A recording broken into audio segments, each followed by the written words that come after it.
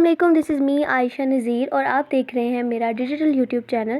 So let start this video of editorial discussion. Today the topic is crop losses. تو press میں بات کی گئی ہے کہ اس موسم گرما کے تباہ کن سیلاب جس نے ملک کے چاول، کپاس اور گندم کی پیداوار کو نقصان پہنچایا، اور اس نقصان سے جو شدید عرصے تک رہنے والے نقصانات دیکھنے میں آئے، اس کی طرف سے معاشی اثرات جو ہیں وہ ظاہر ہونا شروع ہو گئے ہیں. گزشتہ ہفتے اس اخبار میں رپورٹ کیا گیا کہ ملک میں کپاس کی پیداوار میں تقریباً 40% سے زیادہ کی کمی واقع ہوئی ہے. بنیادی طور پر سیلاب اور جو موسمیاتی تبدیلیاں ہیں ان سب کو ملا کر یہ جو 40% کی کمی ہے وہ ریکارڈ کی گئی ہے. چاول کی فصل گزشتہ سال کی فصل کے مقابلے میں کم از کم 10% کم ہونے کا امکان ہے. سیلاب نے مٹی کی صورتحال کو اس حد تک متاثر کیا ہے کہ سندھ میں کئی مقامات پر جو گندم کی کاشت ہے وہ بہت زیادہ مشکل ہو گئی ہے. مزید بات یہ کی جا رہی ہے کہ جو اگلی گندم کی فصل ہے، اناج کی پیداوار ہے، ان سب میں کافی کمی دیکھی جا سکتی ہے. مختصراً یہ کہا جا رہا ہے کہ جو سیلاب سے تباہ شدہ فصلیں پاکستان کو اپنی خوراک، کپاس، ان سب کی درآمدات میں اضافہ کرنے پر مجبور کر دیں گی تاکہ گھر میں فصل کے نقصانات کو پورا کیا جا سکے.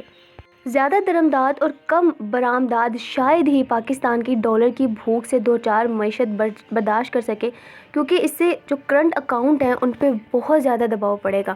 اگرچہ اسٹیٹ بینک کے گورنر پر امید ہے کہ گرتے ہوئے غیر ملکی کرنسی کے ذخائر پر پڑنے والے دباؤ کو تیل اور اجناس کی گرتی ہوئی بین الاقوامی قیمتوں سے کافی حد تک پورا کیا جا سکے گا، تاہم بہت سے جو تجزیہ کار ہیں ان کو ابھی بھی اس بات کا خدشہ ہے کہ جو کرنٹ اکاؤنٹ خسارہ ہے وہ 10 ارب ڈالر کی ابتدائی تخمینے سے تجاوز کر جائے گا. اب اس ساری صورتحال میں جس میں جو ہمارا روپیہ ہے اس کی جو قیمت ہے وہ مسلسل نیچے گرتی جا رہی ہے، جو ہماری حکومت ہے وہ کیا کر رہی ہے، وہ کوشش کر رہی ہے کہ جو بیرونی کھاتے ہیں ان پہ دباؤ کم کیا جائے، جس کے لیے وہ درآمدات کو محدود کرنے کی کوشش کر رہے ہیں.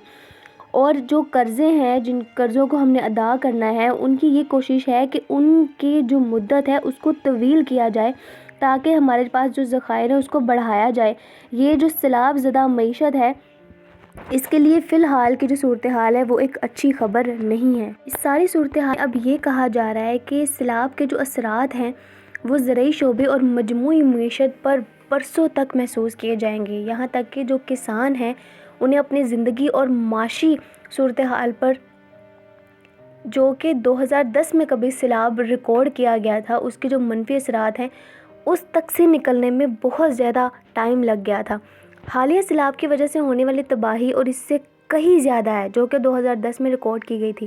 سیلاب سے ملک کا تقریباً 1/3 حصہ ڈوب گیا ہے اور 33 ملین افراد جو ہیں وہ متاثر ہیں. اگر کہا جائے کہ وہ اپنے گھر سے بے گھر ہیں تو یہ غلط نہیں ہوگا. یہاں تک کہ جو فصلیں ہیں ان کو بھی بڑے پیمانے پر نقصان کے علاوہ کسانوں نے اپنے مویشیوں کو اپنی آنکھوں کے سامنے تیز پانی میں بہتے ہوئے دیکھا ہے.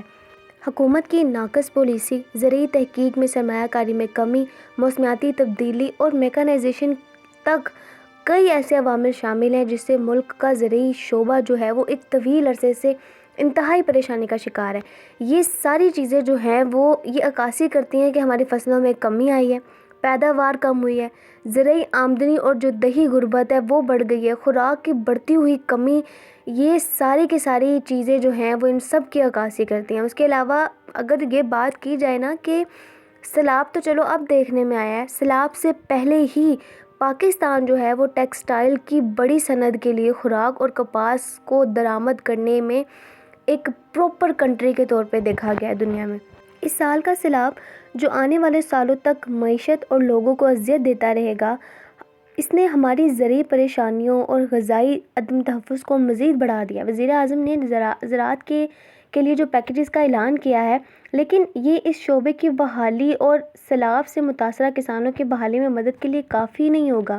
ہمیں طویل مدتی پالیسیز اور دیہی انفراسٹرکچر اور تحقیق میں بھاری سرمایہ کاری کی ضرورت ہے تاکہ جو موسمیاتی تبدیلیاں ہیں ان سب سے نپٹنے کے لیے پائیدار طریقے سے جو ہے وہ کاشتکاری کو پاسبل بنایا جا سکے، اس کو ممکن بنایا جا سکے.